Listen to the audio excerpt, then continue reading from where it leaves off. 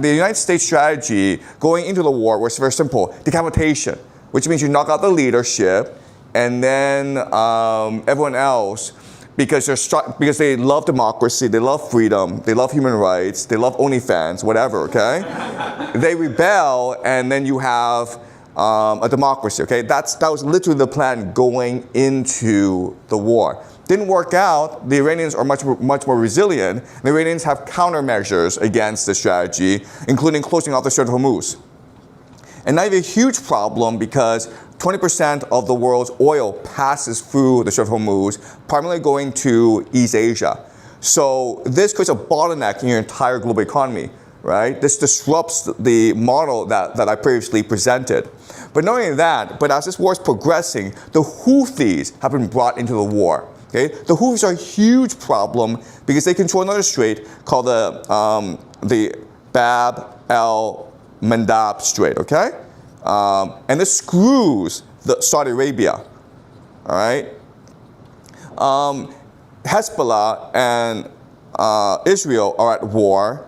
Then Iraq is also at war right now. As you know, recently there's been a Middle East military alliance signed by 3 countries: Saudi Arabia, Turkey, and Pakistan, okay?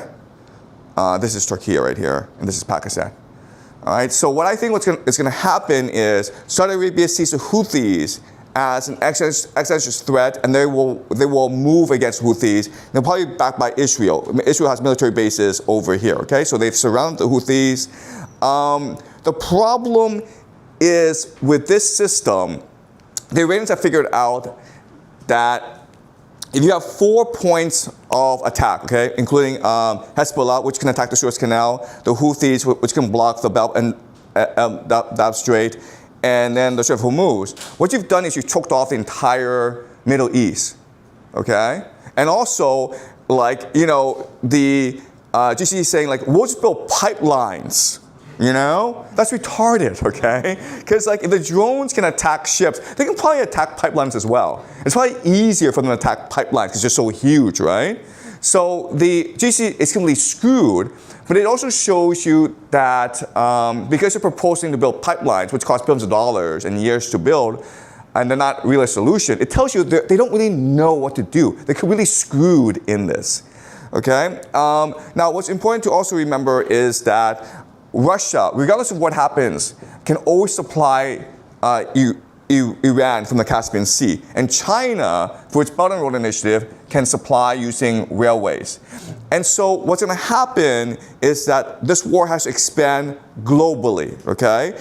You have this problem in the Middle East, and then it's going to link up with the war in Ukraine. And this will be a global situation. And this is going to destroy the global economy. And the issue with this is, remember, these countries recycle US dollars back into the US economy, especially Japan. Right? Remember, Japan has $1.1 trillion of US treasuries. What Japan does for the global economy is provide liquidity. All right? And so the idea is something called the Japanese yen carry trade.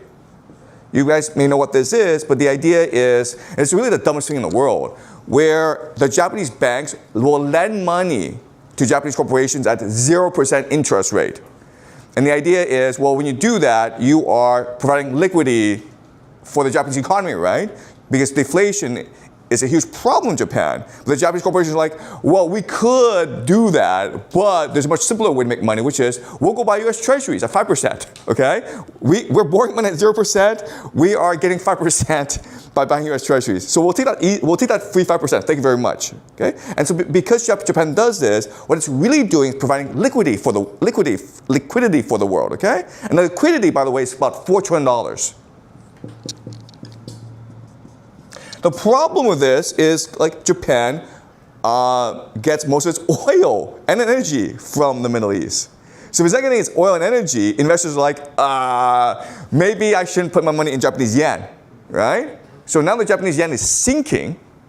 And so what the United States is doing is like, okay, we need to save the Japanese yen, because if the Japanese yen sinks, then the Bank of Japan is going to recall all its liquidity from the world to save the Japanese yen, and this will cause economic collapse in the United States. Remember, because the United States, 50% of US GDP growth is AI data centers, right? So like it's a bubble, so you need this liquidity from the GCC, from China, from Japan. This war means that these countries will have to be much more nationalistic. And so liquidity will dry up, which will eventually cause US economic collapse. There's just no way around this, okay?